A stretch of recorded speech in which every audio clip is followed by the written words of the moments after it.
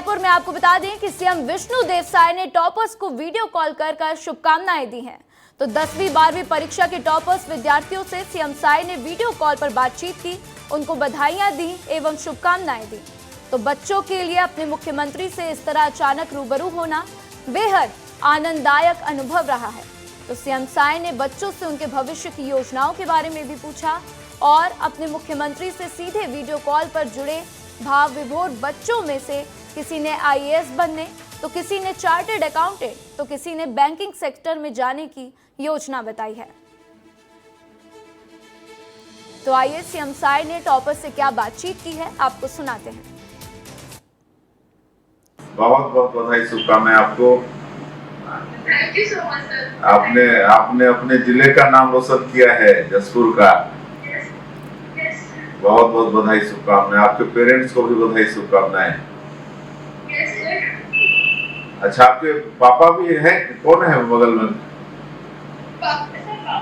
पापा। चलिए, आपको भी बधाई, आपको भी बहुत बहुत बधाई मुकेश जी। हाँ सर, धन्यवाद। चलिए, आपकी बच्ची ने जसपुर जिले का नाम रोशन किया है। हाँ सर, वो तो है। आपकी भी तो बच्ची है सर? हाँ, हमारी भी बच्ची है।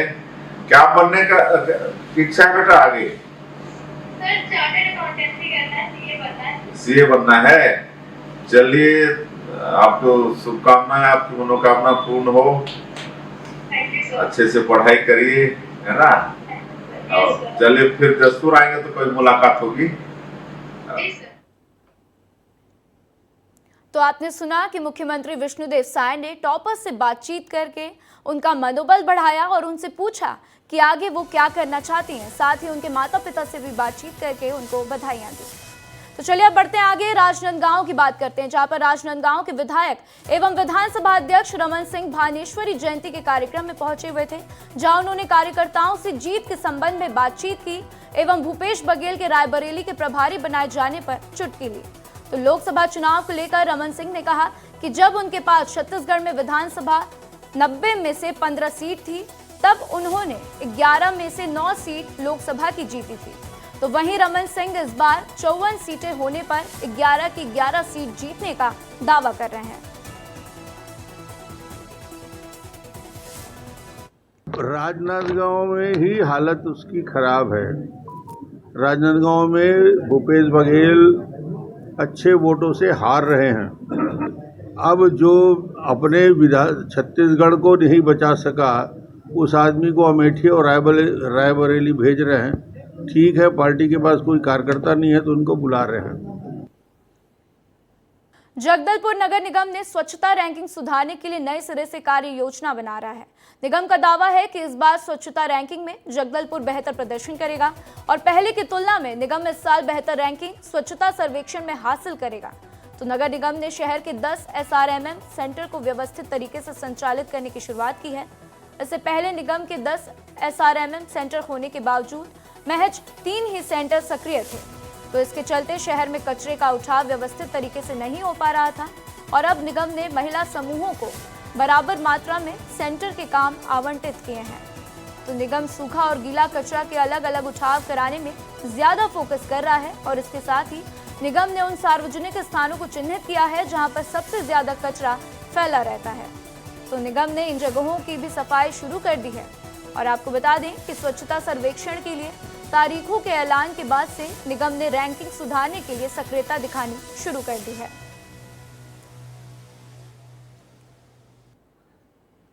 गैंग सिस्टम चालू किए हैं, जिसमें हर दिन जो है एक वार्ड में हमारा गैंग जाता है और गैंग जो है वो पूरे नालियों की सफाई करता है। इससे ये होता है कि सफाई दिखता भी है और फिर साथ में हर वार्ड में यदि गैंग में जाते हैं, जहाँ एक कर्मचारी नाली सफाई करता था, वहाँ कम से कम 5-6 कर्मचारी सफाई कर रहे हैं, तो निश्चित ही इसका परिणाम दिख रहा है। खास करके हम कोशिश ये कर रहे हैं कि हमारा 100% जो है डोर टू डोर कलेक्शन हो, ताकि जो लोग बाहर कचरा फेंक रहे हैं वो न फेंक सकें। हमको कचरा दें और बाहर न फेंकें, तो उससे ही व्यवस्था सुधर सकती है।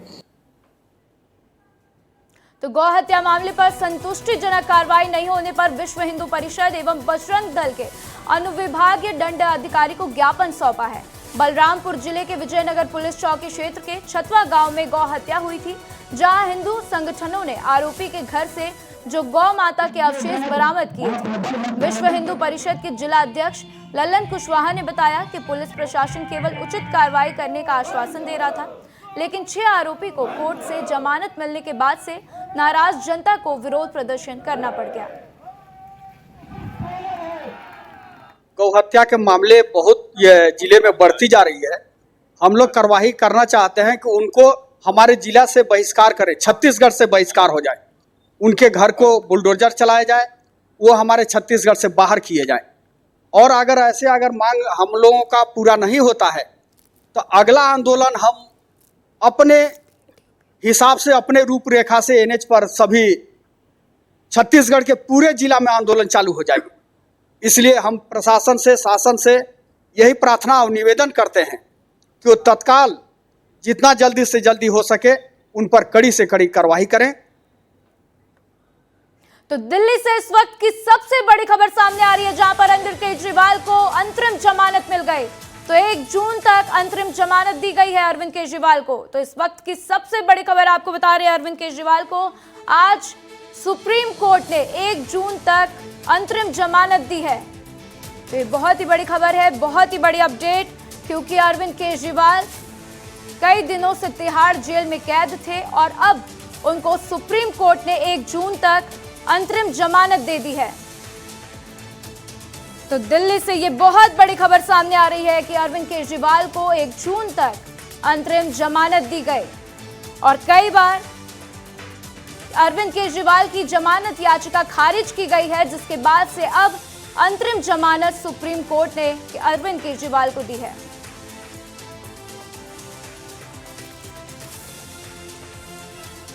तो दिल्ली से इस वक्त की बड़ी खबर आपको बता रहे हैं अरविंद केजरीवाल को, जहां पर आम आदमी पार्टी विरोध प्रदर्शन कर रही थी लंबे समय से और कह रही थी कि गलत तरीके से अरविंद केजरीवाल को गिरफ्तार किया गया है। लेकिन इसी बीच ये बड़ी खबर आपको बता रहे हैं कि अरविंद केजरीवाल को जमानत मिल गई है, अंतरिम जमानत उनको मिली है और 1 जून तक ये अंतरिम जमानत सुप्रीम कोर्ट की तरफ से दी गई है। तो ये बड़ी खबर आपको बता रहे हैं क्योंकि चुनावी घमासान के बीच अपनी जमानत की राह देख रहे थे सीएम केजरीवाल और उनके लिए ये अच्छी खबर सामने आई है कि अब उनको 1 जून तक अंतरिम जमानत दी गई।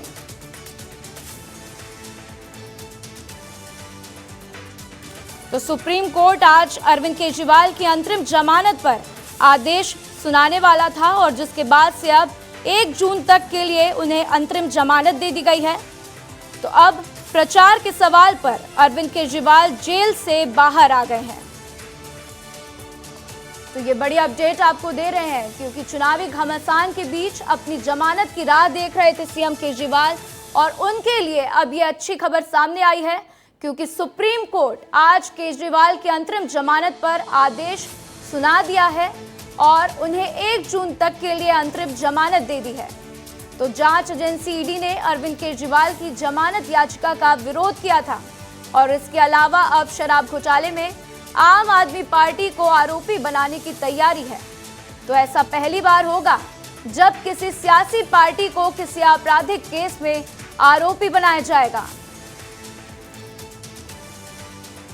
तो ये बड़ी खबर आपको दे रहे हैं इसी बीच कि आज और कोई कैंपेनिंग के ऊपर कोई रिस्ट्रिक्शन नहीं है, वो क्या कह सकते हैं या क्या नहीं कह सकते हैं उस पर कोई रिस्ट्रिक्शन इम्पोज नहीं की गई है।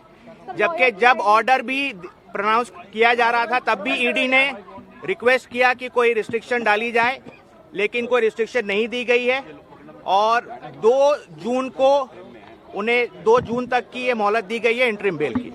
अब मैं इंग्लिश अंग्रेजी में बोलता आज से लागू होगी और अभी जितना ओरली बोला गया है, ओरली ऑर्डर में और कोई कंडीशन नहीं है, लेकिन हमें लिखित ऑर्डर देखना होगा कि और कोई कंडीशन है या नहीं है, पहली बात। दूसरी बात, इस ऑर्डर जब ये अपलोड हो जाएगा और अवेलेबल हो जाएगा, इसके बेसिस पे ट्रायल कोर्ट रिलीज का ऑर्डर पास करेगा। हम कोशिश करेंगे कि जल्द से जल्द आज ही हो जाए, वो हमारी कोशिश रहेगी कि अरविंद जी आज ही रिलीज हो जाए, वो जल्द से जल्द रिलीज हो जाए और आज ही रिलीज हो जाए। इंग्लिश में today at 2 PM the bench in court 2 assembled for this matter and it pronounced a very short oral order.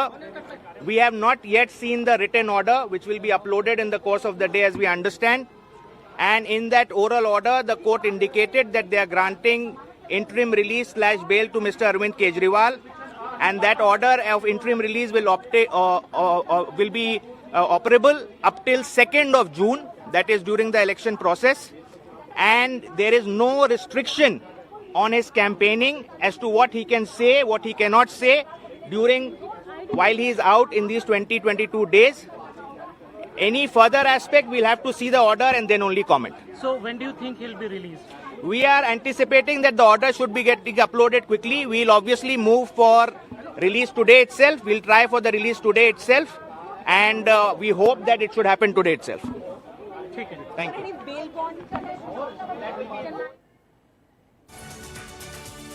तो आज अरविंद केजरीवाल को अंतरिम जमानत मिली है और 2 जून तक की उनको अंतरिम जमानत दी गई है। तो ये बड़ी खबर है। आइए इस खबर पर ज्यादा जानकारी के लिए मेरे साथ अमृत तिवारी जुड़ चुके हैं। अमृत, अब अरविंद केजरीवाल को अंतरिम जमानत मिली है, सिर्फ 5 मिनट की सुनवाई में इतना बड़ा फैसला लिया गया है। अमृत, कैसे देखते हैं आप इसको? राधा, अरविंद केजरीवाल और आम आदमी पार्टी के लिए एक बहुत ही राहत की खबर है, जबकि अब 1 जून तक उन्हें जो है अंतरिम जमानत दे दी गई है। इसका मतलब साफ है कि आम आदमी पार्टी की तरफ से अरविंद केजरीवाल मैदान में रहेंगे, जबकि आखिरी चरण का चुनाव होंगे 1 जून तक, और 1 जून तक अरविंद केजरीवाल को यह राहत दी गई कि वो बाहर रहेंगे और अपनी पार्टी के लिए चुनाव प्रचार भी कर सकेंगे। साथ ही साथ दिल्ली सरकार के मामले में जो दस्तावेजी काम है उन पर भी वो साइन करने के उन्हें इख्तियार होगा कि वो साइन कर ले।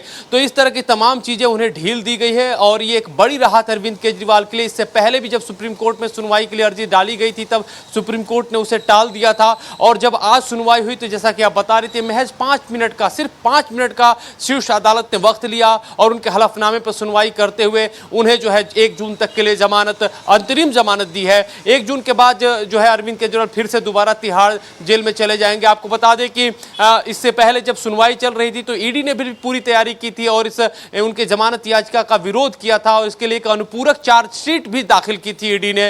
बावजूद इसके सुप्रीम कोर्ट ने मात्र 5 मिनट के भीतर पूरे हलफनामे पर गौर किया और उसके बाद से अपना फैसला सुना दिया और उन्हें अंतरिम जमानत दे दी, जो कि आम आदमी पार्टी के लिए एक बड़ी राहत की खबर है। चुनाव का आखिरी दौर अब चलने जा रहा है, 4थे चरण का चुनाव होने वाले, इसके बाद से 7 चरण के जो चुनाव है, इसके बाद जो चरण के अलग अलग चुनाव है उसमें अरविंद केजरीवाल अपनी भूमिका को निभाते हुए नजर आएंगे। यही बेकरारी जो है आम आदमी पार्टी के भीतर थी, अब वो बेकरारी जो है अरविंद केजरीवाल जो है आकर के पूरी करते दिखाई देंगे।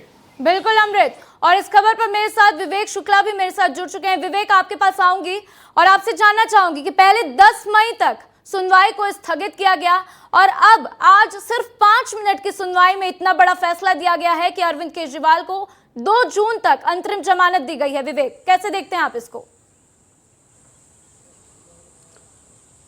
बिल्कुल, ये बड़ी इसे इस तरह से कहा जाएगा कि अरविंद केजरीवाल को इस चलते चुनाव के बीच बड़ी राहत मिली है, क्योंकि ये 1 जून तक का समय आम आदमी पार्टी के कार्यकर्ताओं में जोश भरने वाला भी होगा और नई रणनीति पर काम करने के लिए होगा। लेकिन समझना यह होगा कि ये अंतरिम जमानत सिर्फ कुछ दिनों की है, यानी कि 1 जून तक की है, क्योंकि 2022 में जब सीबीआई ने इस पूरे मामले में केस रजिस्टर किया था उसके बाद एक एक करके तमाम आम आदमी पार्टी के नेताओं की मुश्किलें बढ़ती चली गई। मनीष सिसोदिया जेल में चले गए, संजय सिंह जेल में चले गए, हालांकि बाद में उनको राहत भी मिली और बाहर वो जमानत पर आ गए। अरविंद केजरीवाल को राहत मिलना इसलिए यहां पर एक बड़ी सफलता है आम आदमी पार्टी के लिए, क्योंकि पिछली 5 सुनवाई में सुप्रीम कोर्ट ने 29 अप्रैल और 30 अप्रैल, 3 मई और इसके अलावा 7 मई को जो सुनवाई हुई और 15 अप्रैल को भी सुनवाई हुई थी, इन तमाम सुनवाई में तमाम जो जितने भी पक्ष हैं इस पूरे मामले में उनसे नोटिस देकर जवाब मांगा गया था। ईडी ने इस जमानत की शर्तों को लेकर विरोध भी किया था और कहा था कि जमानत नहीं दी जा सकती क्योंकि ऐसा कोई